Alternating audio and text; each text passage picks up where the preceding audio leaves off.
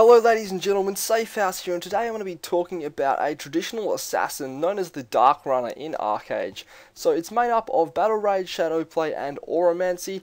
If all you want is the build, just check down in the description, I'll chuck a link to it. You don't have to watch the video, just go check that out right now. Otherwise I'm just going to go through and sort of discuss why I've chosen some of the things, and maybe some things you want to change and personalise for yourself, because there are a lot of different ways you can do this build and different variations and that kind of thing. But I'll talk about why I've chosen these abilities and give you a bit of an overview so you can make up your mind whether this is the class for you and you have a good understanding of how the class is actually played. So we obviously don't have access to the level 55 abilities yet, so I may do an updated video, or I'll just update the link in the description so it includes the level 55 abilities and the different skill points so you can have an updated build ready to go. But this build is all about being really incredibly bursty. So I know when you generally think of an assassin you think of dual wielding and that kind of stuff, but you actually use a two-hander in this build, and it really is crazy bursty. So you've obviously got stealth through your shadow play here. It's really about coming out of stealth. Really what you want to do is first you want to throw down the Leech, which is your sleep, and it actually sleeps your target. I'm not sure exactly how long it is,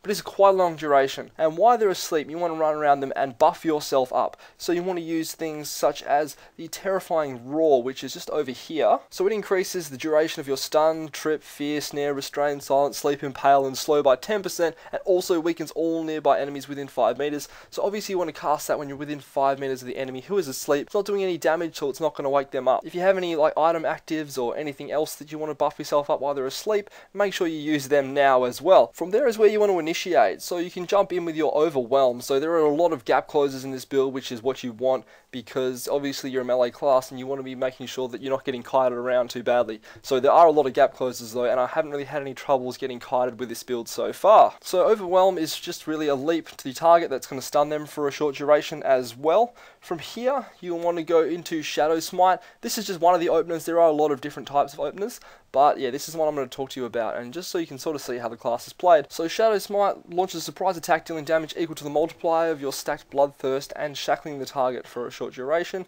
Backstabbing adds physical damage equal to 600% of melee attack. So obviously if you can backstab them, it's going to be a lot more helpful. A lot of these abilities do scale off being able to backstab a lot better, so if you can do that, which you should be able to because they'll be stunned from the Overwhelm, and that is why you do it in this order. From here you're going to go to Precision Strike, which is just over here, and delivers a powerful attack that deals a lot of damage. Critical hits increase the damage by 100%, and backstabbing increases melee critical rate by 30%. So that is a large critical hit rate, guys. So you want to make sure you also get that then from behind. So pretty much come in with Overwhelm, they're going to be stunned, then throw down this and this while you are behind them. From there you're going to want to use Charge, which is this one over here, and it's actually another dash. It's a 12 meter, so it's not a huge range, but it is a very nice dash. It does damage and inflicts a snare. So with this build, snares are actually really good, because when the target is snared you can use Triple Slash, which the first attack actually trips snared targets. So they're going to be tripped, they're not going to be able to do anything, and then your second attack is going to inflict an additional 48% damage because your target is going to be tripped.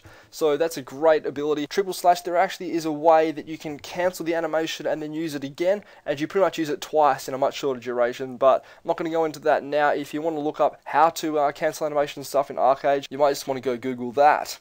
And then from there you're just going to want to jump into Tiger Strike, which is this one just here. So it launches a rush past an enemy, dealing a lot of physical damage. If other enemies are nearby, this can continue up to 5 times. So you can just dash through targets, and it does a lot of damage. You don't have to get in melee range, so obviously dash through them, and it is long range. So you obviously have a lot of gap close and that kind of thing. So here Shadow Step's another gap closer, and everything else is really about removing stuns. There's a gap closer there. So, removing stuns, giving yourself stun immunity, and that kind of stuff. But, as I was saying before, there are a lot of variations on the build. I personally love passives myself, so I have got a lot of these passives down here. A lot of people will scrap a lot of these passives, grab a few more Oromancy abilities, maybe even grab these two up here in Battle Rage. It's really a personal preference. I just really like to have the passives because it's just free stats, and that's just how I like to run it. But if you have any questions, guys, don't hesitate to ask. Just throw them down in the comments section below, and I'll get back to you ASAP. But I hope this guide helped you out. It's not super in depth, but it's really just about giving you an overview of the class so you can make up your mind whether you want to play it, and as soon as you jump in you've got an idea of where you're going to be heading with your build and what you want to put points into. But thank you very much for watching, guys. I hope you enjoy the build because it is really strong and really fun, and I hope to see you next time. Thank you very much for watching, and if this video helped you out or you just enjoyed it, please smack that like button, or you can also subscribe to my channel for more videos similar to this one. Thanks, guys.